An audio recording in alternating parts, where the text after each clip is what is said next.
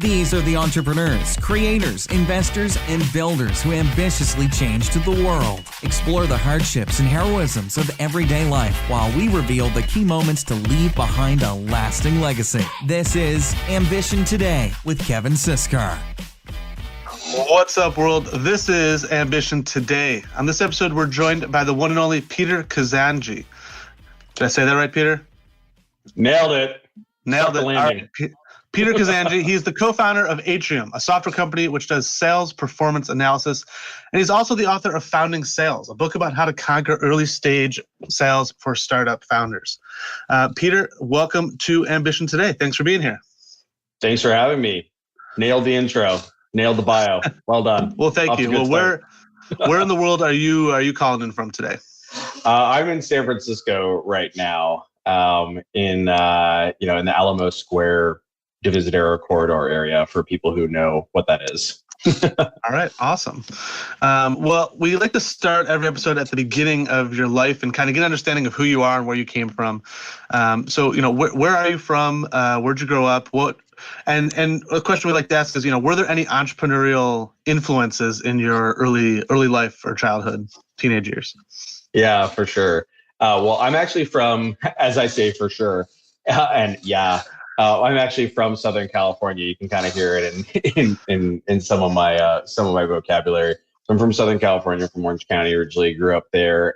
Came up to the San Francisco Bay Area for college, and really started started my journey in technology after college. After kind of like kicking around between a variety of different jobs, primarily in like marketing and writing and what have you.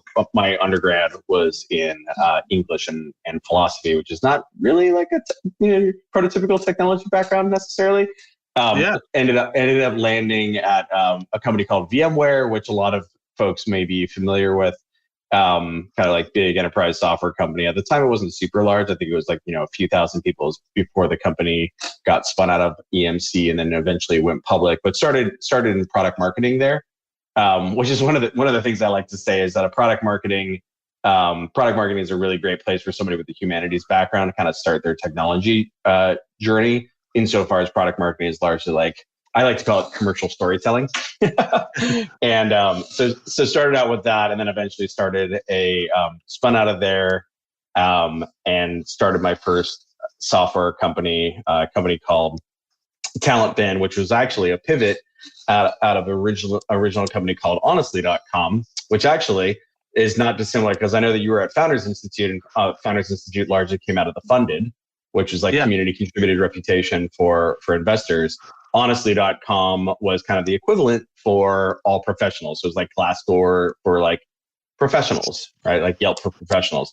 Ended up not really actually working out, not because everyone's like, oh my God, it's so scary. People are going to say all sorts of obnoxious stuff. Turns out that's not actually the case. People just don't write anything. Right. So like, user generated content business where the users are not generating content, turns out it's not a good business. So we ended up pivoting that to a recruiting software company called TalentBin. TalentBin was acquired by Monster Worldwide in 2014, in like a medium small outcome, but not a lot of money into the company. It was backed by first round capital, Charles River Ventures, SV Angel, et cetera. And then that's really like where I went from being a business generalist founder, kind of like product marketing, product management background, to being our first sales rep, sales manager, sales leader, et cetera, et cetera. And that's kind of like what started my journey towards, running a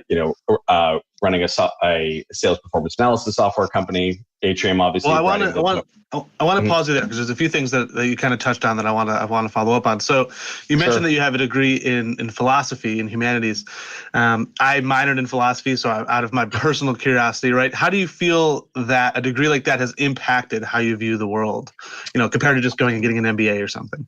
Yeah. I think the biggest thing there is that in a humanities environment, really what you're doing is just you're getting really good at like consuming tons and tons of information and reasoning against it, because like literally all your job is just reading, right? Right. You're just like reading and reading and reading and reading and reading, and like you're ingesting a bunch of information and then synthesizing that, usually through like writing again, and kind of like pulling together different streams of information, reasoning against it, and kind of like, putting it back out there again.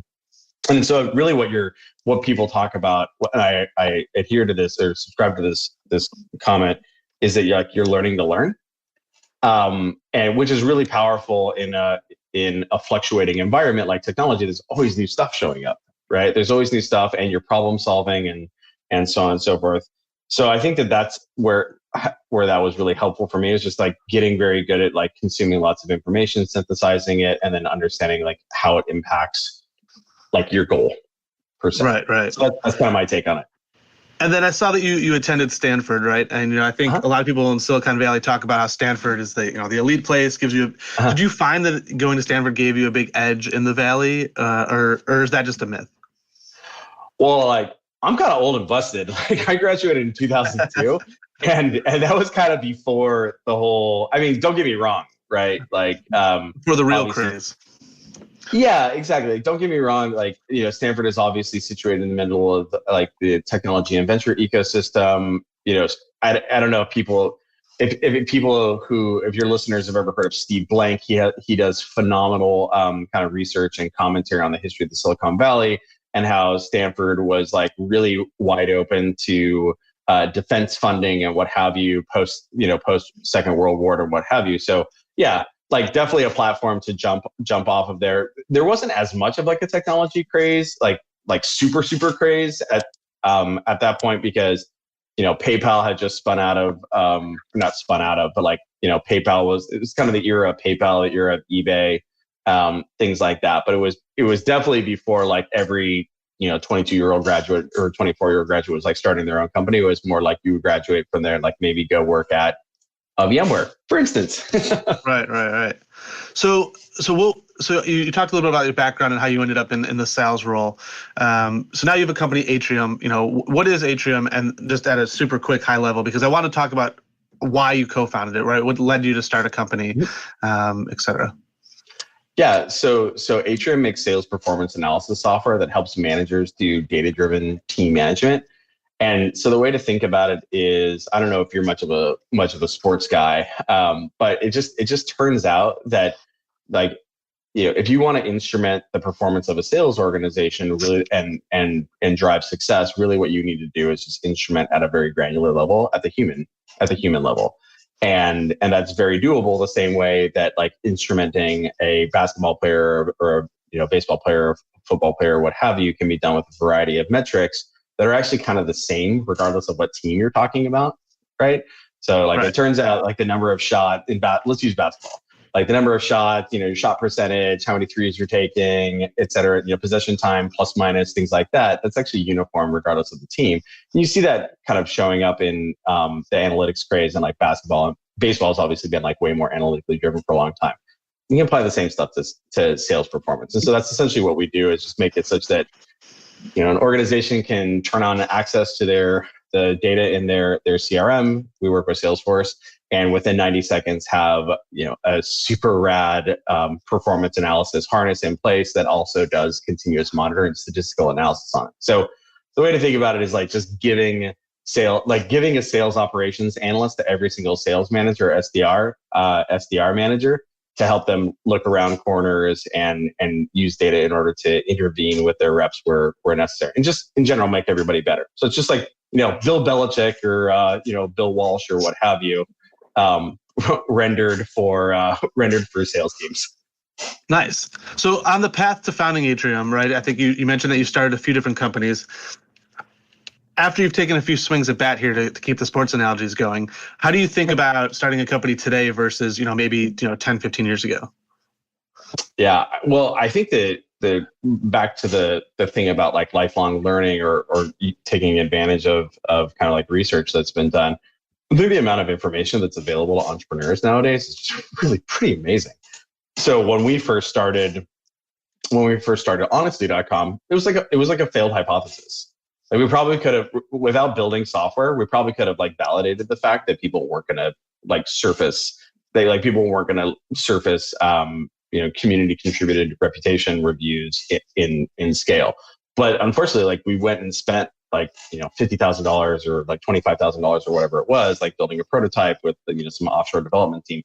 And of course, like that's super anti-lean startup, for instance. Well, guess what? Right. Lean startup didn't exist at the time, right? Like Steve Blank's 4 Steps to Epiphany and the Startup Owner's Manual wasn't super broadly broadcast. And so I think nowadays there's just like the craft of technology startup instantiation and then scale is just so much further along.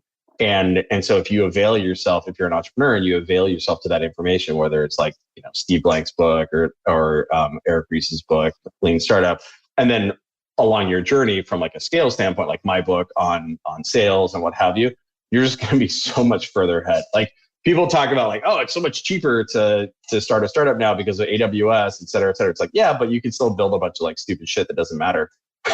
Right? Yeah, you're just really easy. Like, you're just doing it. You're doing it for cheaper, but you're like still wasting your life or wasting 6 months or like wasting 12 months.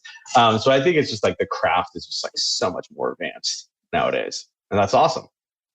Yeah, there's definitely an abundance of information that's out there. It used to feel like having access to that information was like kind of opening Pandora's box, and it was like locked away and you stumbled upon some secret, and now it's on every podcast, it's on every website, VC blog, it's all over the place. So it really does come down now to execution, I would say. So how do you think about that? How do you think about, so if all the tools are in the toolbox, right? What do you think and everyone has access to those tools, what do you see most often kind of separates the people that push forward from maybe getting stuck? Oh man. Well, geez. I can't really speak to consumer technologies companies because that's kind of like, crazy alchemy or what have you. But I think the biggest thing in like B2B is probably the age old just, ability for people to grind and just like keep going and just keep going and keep going. I don't think that that's changed at all. Yeah. I think probably back in the day, it's just like kind of the numbers game. But back in the day, you had to maybe grind longer because you would make dumber decisions because you were like less informed because the state of the craft was not as advanced. But I think actually it's just, people who can maintain focus. I forget who it was that, commented this to me, but like the main three main rules of startups is focus, focus, and focus. So people who can maintain focus and just kind of keep going through the ups and the downs. Bill Lee, who's a pretty famous investor who's at Craft Ventures right now, jokes about the fact that starting a company is kind of like eating a bowl of glass. And it's true, right? And so the people who can just persist and persist through the ups and downs while kind of compressing how long that shitty journey is. And like one of the ways that you compress that is by making good decisions, by informing yourself and kind of coming up to the kind of the tip of the branch with respect to like the craft of building companies. Yeah, it is tricky. We kind of had the same thing. We had Jeff Wald on, who founded WorkMarket, and I think he's sold 2 companies now for almost $1 billion. Yeah. And we were talking about how the ability to just last and keep going and hustle and grind, but then at the same time we were how do you balance that against time to give up, right? And what are the signs? And we were talking about Jeff's point, like you just can't be stupid, and you just if you got to find ways to separate people from their money to make a profit for the business, and sure. If you can't do that, then it becomes clear over time. But how do you think about that? How do you think about the ability to grind and keep going and the resilience and figuring it out, and then when it's time to pivot? I won't even say give up. When it's time for a change. Yeah. Well, I mean, I think the pivot thing is exactly right, and this is what Eric Ries talks about quite a bit in Lean Startup, and Steve Blank talked about. But I think like you need to have a credible hypothesis for why the current thing isn't working. Again, just be like, oh, I just need to do one more thing, but like have a credible hypothesis for why that thing isn't working, and then very quickly be able to like construct an experiment in some sort of capacity that would indicate that that would indicate that that like, okay, cool, we can surmount. So I'll use an example. So Atrium, one of the big things that Atrium does is it not only does it hook into your CRM, it hooks into your email system, your calendar system, and the phone system. And so early on, and the reason why we do that is because that's where the activity that sales reps are engaging in takes place, and you can use that information to analyze their analyze the quantity and quality of selling behavior they're engaged in. Early on, the only way that you could like turn on an Atrium instance was you had to turn on access to the CRM, and then you had to turn on access to the email system and the calendar system at an administrator level. Well, the problem is that like the conversion on that was pretty problematic, because like we would enter an organization through sales operations or through sales leadership. And then in order to get access to like the calendar system at an administrative level, like we would have to engage with IT. Well, that's actually where a lot of things would fall off, because like these people, like our stakeholders would be super excited, but then IT, it's like not really their job. And they're like, oh, I don't know about this. And so we saw that from a conversion rate standpoint. We're like, oh man, we're like kind of taking lumps here. And so what we then constructed a hypothesis. We're like, you know what? Actually, there's pretty mediocre activity logging that's going into into the CRM, but like it's probably okay. It's probably enough to get people stoked out in order to drive to a transaction and then engage, at that administrator level. So we're like, all right, well, we're going to make it such that you can just start using Atrium just by logging into your Salesforce instance. And so we built a prototype. Well, so the first thing we did was we interrogated a bunch of Salesforce instances we were already connected to in order to validate that activity was there. And then we built a prototype version of that where we could just like, turn on your Salesforce instance. We're good to go. And sure enough, conversion rates lifted. And it's like, all right, cool. This seems like it's credible. So that's like that loop of like, oh, this is a problem. Let's be eyes wide open about it. Oh, let's form a hypothesis and like test it as quickly as possible. And in this case, we're like, all right, we have survived to live another day. But if you ran into something where like, oh yeah, there's no information in there, you're hosed, right? So then maybe you have to pivot your sales motion to just be very tops down. But it's just about those, like that loop, right? That learning loop. Yeah, creating that feedback loop. And most importantly, you were measuring those things, right? You were measuring things like conversion and all of that. And, a lot of times I see founders don't necessarily have those metrics pinned down, right? To measure them week over week and see where they can make the optimizations. Yeah, well, that kind of goes back to the craft thing, right? So most founders don't have a background in sales. They come from technology land or product, they're product manager by background or consultant by background or an engineer by background or designer by background. Right. So they don't necessarily know what those things are. The good news is now there's like books on it and like podcasts on it and things like that. So in that case, you can't you're not 6 months down the road and you're like, oh, why are we not closing any business? Oh, I guess I should have been measuring conversion rates between stages this whole time. Now you can I'm going to start doing some sales. I guess I should read a book on startup sales. Oh, here's the section on, instrumentation and metrics harness. Oh, I guess I should start paying it. I should have stages in my sales process. And in that way, what I can do is measure the conversion rate between them. Oh, wonderful. So now you know that ahead of time, as opposed to learning 6 months later down the road, like, oh, I guess I should have been capturing that data. Crap. Yeah, and just staring at a blank wall and wondering why things aren't working, right? Why it's not working? Yeah. Well, awesome. Well, Peter, we're going to take a quick break here. We're here with Peter Kazanjy talking about his company Atrium and his new book, Founding Sales. We'll be right back with more Ambition Today. All right. Ambition Today is brought to you by Finta. If you are considering fundraising or actively fundraising right now, then you need to check out trustfinta.com. Finta creates deal rooms that you can share with one link, one click with investors, and they can see everything they want, everything they need in one place, organizing the deal, containing everything like the terms, the pitch deck, the company information. And investors prefer it because they can see all of the information that they want anyway, and you're not getting stuck in multiple Dropbox links, Google Drive folders, etc. And so if you want to check it out, check out trustfinta.com to set up and build your first deal room for free. Also, the A-List. As you know, after every episode of the podcast, we ask our guests what is the greatest piece of advice they've ever learned. And so after this episode, we're going to ask Peter, and if you want to hear that answer, you can go to syscar.co/A-list, and you can check out all those answers from all of our guests from the past 2 years. So thank you, everyone, for listening to Ambition Today. If you're enjoying the show, then don't forget to leave us a review in the Apple, Spotify, Google podcast store. If you're watching on the live stream, hit that like button. Thank you very much. And now back to this episode of Ambition Today. All right. Thank you, Peter. Welcome back. We're here with Peter Kazanjy, and we're talking about his journey building Atrium and his new book, Founding Sales. So one of the reasons I wanted to have you on, Peter, is I'm starting a company right now, and we did sales probably earlier in 2020, like maybe January, and we found that the product wasn't where it needed to be, and so we took our sales hat off and we put our product hat back on, and so we've spent a lot of 2020 building. We had probably hundreds of customer conversations and building features that they've been requesting, and so doing that lean startup process. And so now it's time to go back to sales. And something that really resonated with me was literally like the intro to your book is, taking that product hat off, it's a mindset change, right? And getting back into sales. And so teeing this up for you, right? Like, why did you write this book? Why did you write Founding Sales? Because that's how it resonated for me. Yeah. So really, I was not in a dissimilar situation to you back in 2009, 2010. Where we had, we decided that honestly.com was not working.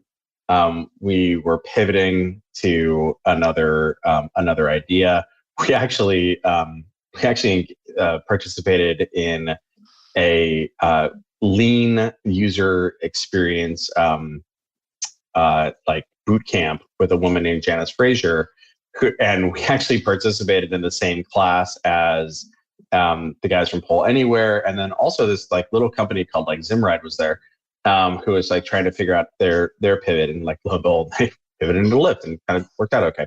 And so we were kind of trying to figure out what we wanted to do, and so we kind of converged on this idea of proactive referral recruiting, and kind of built a prototype that we called TalentBin, and that eventually became kind of open web talent search and marketing automation for recruiters. And so the big thing though was that we were going from like what was the kind of like a B2B or B2C2B business in the form of honestly.com, which is like a failed hypothesis, to just like a pure B2B like SaaS offering. And so at the time I was like, all right, well, engineers are like building the software. My co-founders, he has a kind of a similar background to me, like, complementary, but a little bit overlapping. It's like, okay, well, he's gonna be working on all the product stuff. I guess like I need to go and sell some stuff. And so get in front of those customers. And so when I went to go do that, I kind of was like, okay, well, I'll just read like documentation on this to start. Right. Like I'll just read the canonical books on this. And it just turned out there wasn't really anything there. Like the closest thing was Aaron Ross's Predictable Revenue. But the thing with Predictable Revenue is actually more about like scaling up, because it talks about some of the stuff that they innovated at Salesforce around like SDR AE abstraction and the ability for SDRs to engage in like scaled outbound behavior and then flip that information, or like flip those opportunities to AEs. It was less about like that very, very beginning of getting from like 0 to 10 to 20 customers. So the good news was is that I had a bunch. We were backed by first round capital. So first round capital has like a pretty heavy investment in a portfolio community and network. And so the good news was I was able to learn from a bunch of really great entrepreneurs who had kind of done it before. So like Sean Black previously led sales at Trulia, and then he was running a software company called Crunched, which is eventually, or Sales Crunch, which was eventually acquired by ClearSlide. There's the Angus Davis, who's now a general partner at Foundation Capital. At the time, he was running Swipely, which then pivoted to Upserve. So it's just like there was a number of people who were kind of like, could coach you up on the side, but there really wasn't any kind of like core documentation on it. And so I kind of had to like learn the hard way, if you will, take a bunch of lumps, bang my shins on a bunch of stuff. And so when we were eventually acquired by Monster in 2014, I was like, yeah, man, that kind of sucked that there wasn't any documentation on that. And like, I'm a pretty okay writer, and I just like have all this information. So like, why don't we just like put it down on paper? Or in this case, it was just like a bunch of Google Docs that were kind of like hyperlinked to each other and kind of like being passed. And then I started like, making them public, and people would kind of like pass them around to each other. So like anytime you would pop into the Google Doc, you'd see like all the little like anonymous emus and zebras or whatever. And you're like, all right, there's like 50 people in here today. And so, it kind of just, I guess it was like very lean startup-y itself. It would start with an MVP, in the form of like a, first chapter, and it just kind of grew from there. And then eventually we got it up on its own site. So one of the things I'm a big fan of is like what hypertext is great because you can search it, you can send people hyperlinks, you can come back to it, et cetera. So the entire book is up at foundingsales.com. And of course we have like physical copies as well that now we have up on a Shopify store as well. Still haven't got it up on Amazon because well, unfortunately I'm a regular company. I saw you're up on Holloway as well, which is pretty cool. I've been following them. Yeah, I'm a huge fan of Holloway. And largely because you hear this theme, right? Like I'm a big fan of documentation and knowledge sharing and what have you. And so Holloway, of course, the vision is to be like the Spotify, Netflix, et cetera, of web native books. And so they've been doing some of their own books, angel investing. I think tech recruiting, I think is another one. Guide there's one on remote teams. There's one on fundraising. There's a few. Yeah, it's pretty cool platform to check out. Yeah, for sure. But then what they were like, hey, like they're starting to bring on other people's content, if you will. And so in this case, they're like, hey, like I knew Andy Sparks is one of the founders, and I was like, yeah, sure. Like you guys can use my book as like a bootstrap mechanism to start building out your catalog. But yeah, that's like one place where it lives. I need to get it up on Amazon. We haven't quite gotten our act together there, but we're selling like a ton off of our Shopify store, which is hilarious. I think there's a lot of appetite here because it's a lot of product managers, a lot of engineers, a lot of designers who are like, what's this sales stuff? And it turns out that it's not like black magic. It's just a craft, right? And you can learn it. It just you just have to have the information and then just do the push-ups, right? Like do the repetitions. So for those who are listening, what would you say, like, what is the first thing you would recommend if someone doesn't have a sales infrastructure in place and they want to do founding sales for early startups? What is the first piece of advice you typically give people? Well, I think the first piece of advice is that you just got to get comfortable like talking to people. Yeah. Which is just, if you think about it, like if you're an engineer or designer or, or product manager or whatever, you spend a lot of the time just like single threaded, like, deep work for like, hours at a time coding or writing or working on slides or whatever. And like really in sales, I like to call sales kind of like the grease in the economy. Like all you're doing is you're interfacing between somebody who has a potential problem and a potential solution. And so like you are that interface. And so really like the KPI is just, how many customers are you talking to? How frequently talk. And this is why it lends itself really well to instrumentation, because the number of customer facing meetings that you're having isn't a very important KPI. The number of first customer meetings that you're having, the total amount of time that you're talking to customers, just like talk time, the number of emails that you're sending. And so it's just, like you were noting, the first chapter in Founding Sales is on sales mindset changes, because it's just like it's such a mindset shift, because you're like, wait a minute, I'm going to have 5 of the same conversation in a day. You're going to have more than 5. yeah. You're like, that sounds repetitive and exhausting. And it's like, yep. And that's your job now.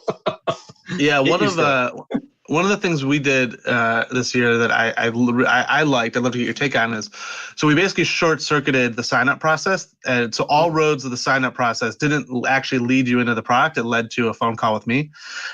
So I was constantly just having phone calls and talking about that problem and then bringing them into the product. So I got to not only hear the problem before they signed up, see how they reacted to using the product in real time. And then we signed up for the software that I'm really enjoying called Product Board, where you can catalog all that feedback and then automatically highlight specific parts of that feedback and assign it to features. So you can build your product roadmap just based off all these conversations and start to see what bubbles to the top as far as actual demand for feature sets. And so that's sort of the process that we followed this year, and I really enjoyed it. It was a good process. Do you have tactics or things like that you recommend for?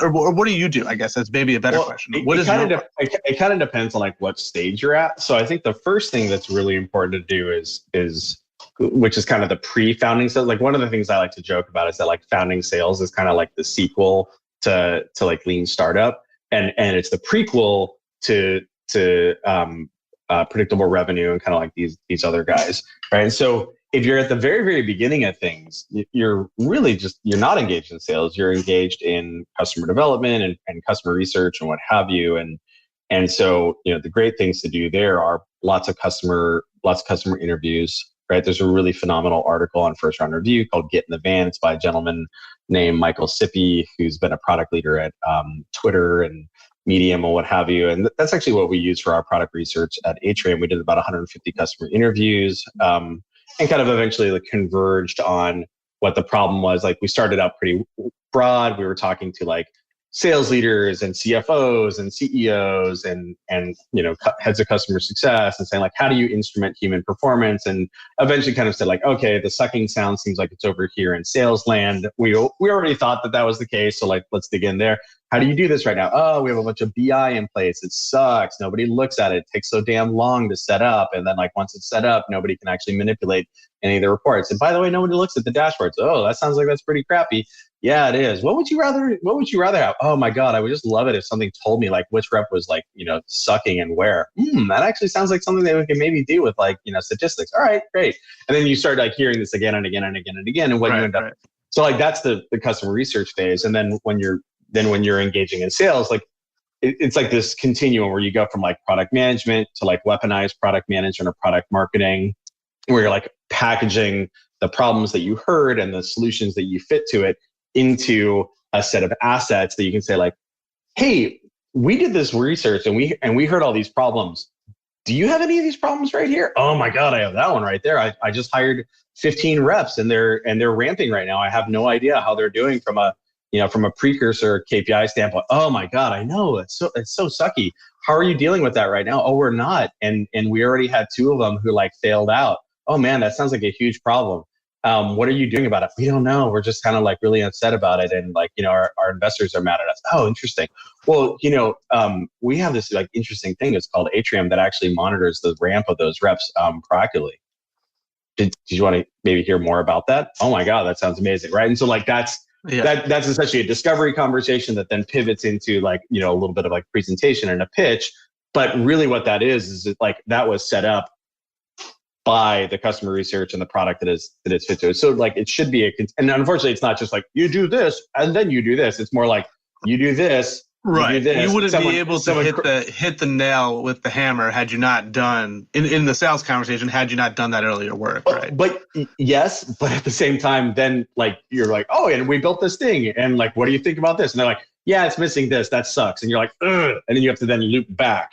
Right. So and this is why very early on, and I think you heard this, is it's a looping process. And this is why I'm a very big advocate of founders doing that initial selling, right? That evangelical selling and founding selling, because, as the founder, you're going to be the primary subject matter expert, at least if you've done your product research or your customer research well. And so having a sales rep who's going out and doing that for you, and then coming back and then parroting that to you. And then that goes to you're playing this game of telephone versus if you can just get it from the horse's mouth and say, oh, you know what? You're actually not asking for that feature right there. You have this other problem, which actually we solve already. You can just make those loops much, much faster, which is why my claim to people is that it's easier for a founder to learn basic sales than it is for an early stage salesperson to learn product management and to learn and to learn your subject matter until you package the sales motion, at which point now you're just teaching that sales motion to those individual reps and they just turn and burn. Rinse and repeat, right? Yeah, exactly. Yeah. Well, cool. So I want to jump to a new thing here that we started doing recently called the Gauntlet, where I'm going to list a series of business categories, and then based on what you're seeing, work for companies right now, maybe just share one tip or tool or process that you love in each of these, 5 or 6 categories. Sound good? We'll rapid fire them. Sure. All right. Number 1, branding and design. Oh, branding and design. I think one thing that's been extremely helpful there. I wouldn't claim to be great at branding stuff, but if folks haven't gotten into Canva, as an individual, like as a product marketer or product manager. Like you can make your slides way better if you're if you use Canva versus just kind of like goofing around in PowerPoint. So you can definitely like up your game there. It's very helpful. All right. Go-to-market / marketing strategies. Go-to-market marketing strategy. Probably the big thing there, and we do this a little bit as well, is community marketing. So we happen to, one of the things that we also run is a community called Modern Sales. It's the nation's largest community of sales operations, leadership, et cetera. It's a peer education community. It's kind of patterned after what First Round Capital had done for their portfolio. So it's about 20,000 sales operations, sales leadership folks. It grows, about like 500 people a month or so. And so the cool thing is like, if you can build your audience before you build your solution or in parallel with your solution, you can then kind of have like a ready-made audience to sell into. So it's a pretty powerful approach if it works. Salesforce did a little bit where they built Salesforce and they built Dreamforce and all of that, kind of like after it. But like you can kind of do that in parallel too. I've seen a few people do this community approach. Do you have advice on how you kind of kickstart that network, right? Because at a certain point, there's, 40 to 150 people in it, and that's maybe not enough volume for there to be content to keep other people engaged. And yeah, so I think the way that you do that is the community is about their problems as opposed to your solution. So Envision did a really good job of this. There's a woman named Claire Bird who was responsible for it. So like use Modern Sales as an example. Modern Sales is not about Atrium. Modern Sales is about modern sales, right? There's lots of different problems that people have when they're trying to run a data-driven, operationally excellent modern sales organization. And so if you make it about the category and the problems that the people have, and then they won't run out of things to talk about, right? Also, and then also if you just make it about your offering, people are like, what's this advertisement? I'm out of here, right? Versus just making sure that they're there learning from each other and getting value. Like you'll be good to go. All right, product development. I think the analytics has been extremely, like product analytics nowadays is something that you can really get good at very quickly. So a couple of things there. Obviously, like Amplitude is fantastic. We use the heck out of it at Atrium. Another offering that I love is the company called Census. Not to be confused with the actual census that's going on right now. They're actually at getcensus.com. It's like my new crush. What you can do is you can pipe product data into your CRM. So for instance, we have all of our customers are in our CRM as like contact objects. So like all of the various people who are, use Atrium, because we have like, north of 100 customers right now and probably about like 50 user, anywhere between 10 and 50 users each. Well, you can pipe product data into those contact objects. So like, how many page views they've had in the trailing 30 days when their last login was. And we actually have it decomposed into different features like, how many dashboard views do they have? How many rep profile page views do they have? And then once that data is in there, you can do some like pretty cool stuff. Like you can do Salesforce reporting on it. You can do like alerting and what have you. So just like getting way more data driven earlier on product development is something that like now folks can do, and it really kind of helps that drive that loop process even faster. All right, hiring and onboarding. Oof. Well, one big thing that I'm a huge fan of job simulation. So I'm hiring a bunch of account executives right now. And the more you can, have people do their job in the interview process, the better. It's like you'll very quickly be able to understand if they can do it or if they can't. Versus like, don't tell me that you can do the job. Just show me. Right. So if you're hiring SDRs, it's like, hey, write up 3 emails that are, that would be a 3 email drip sequence that you would send to a customer. If it's an account executive, it's like, great, let's just like run a sales process with me. Let's do a disco call. I'll be your prospect. Let's do a demo, a 15-minute disco call. Let's do a 30-minute or 45-minute demo, et cetera. So, and just run it like an op. Show like flex down. Show me how awesome you are. Not a lot of software that kind of like exists in that. That's a good tip. Yeah, for sure. All right, last one. Sales, revenue, accounting, sort of, monitoring those metrics. Obviously, you got a good one here. Yeah. Well, I think there's a big thing that's going on right now where like technology that would only be deployable at a much higher, like much larger organization now because of SaaS delivery and like product-led growth can be pulled forward. Right. So like Atrium is a good example of this. Like our joke is like you trip over your mouse and 90 seconds later you have like a better instrumentation harness for your sales organization than if you had like 3 sales ops people working on Looker for like a quarter. Right. That's showing up in other categories as well. So like there's a company called RevOps that does this for like CPQ. So configure price quote. Like you can have a really awesome CPQ process before you have like 30 reps. Right. And you have to implement like Salesforce SteelBrick and what have you. But there's so many things that are making it such that you can pull that technology forward such that a 10-person sales organization can have the superpowers that usually were only reserved like for a 100-person sales organization. Yeah. Well, I love it. Thank you for sharing those answers. We got time for a few more questions here. So I guess let's switch it up a little bit and talk a little bit more about life. So as a founder, you've started a few companies. How do you think about work-life balance? Do you have any kids? How do you balance family versus work? How do you handle and think about all of that? Yeah. If I said that I had it figured out, I'd be totally lying. I have a 3-year-old who is absolutely fantastic.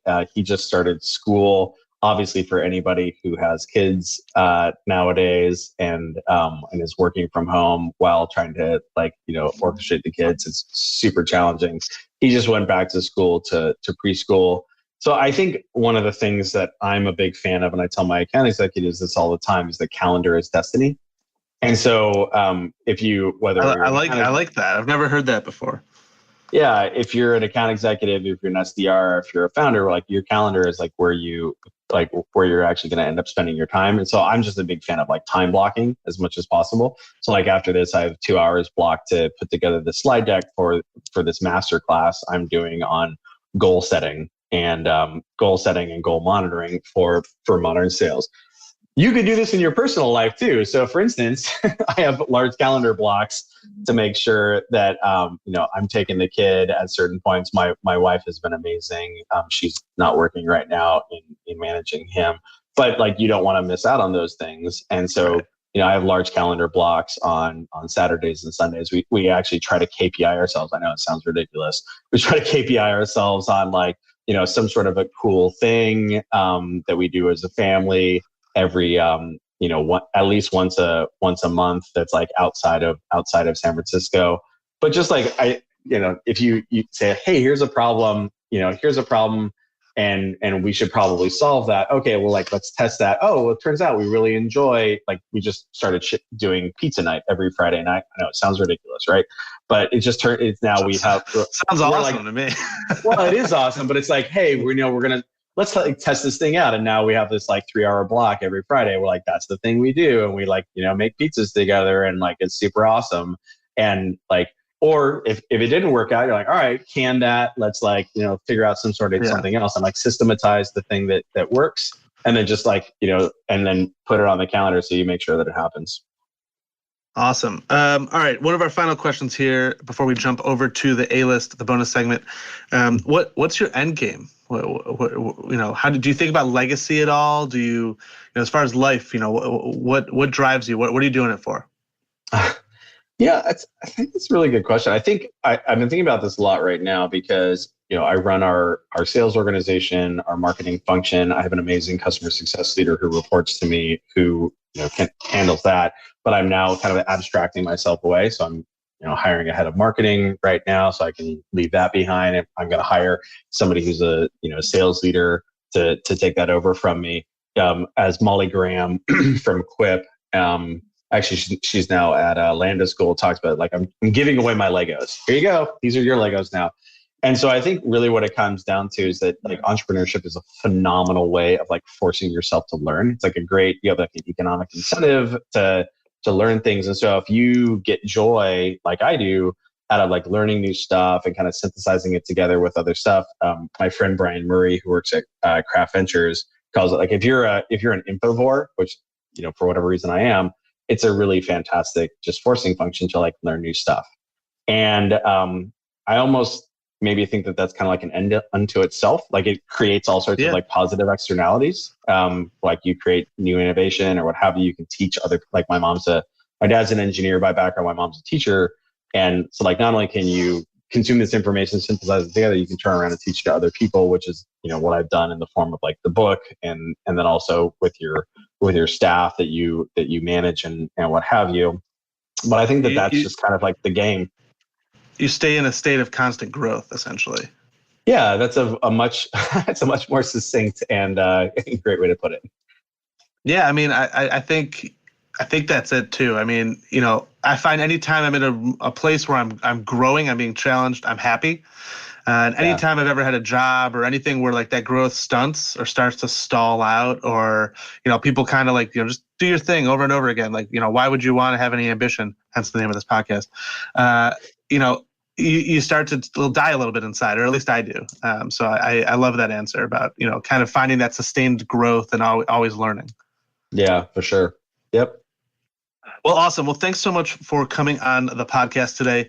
Where can people go pick up the book? Where can they go find out more about you?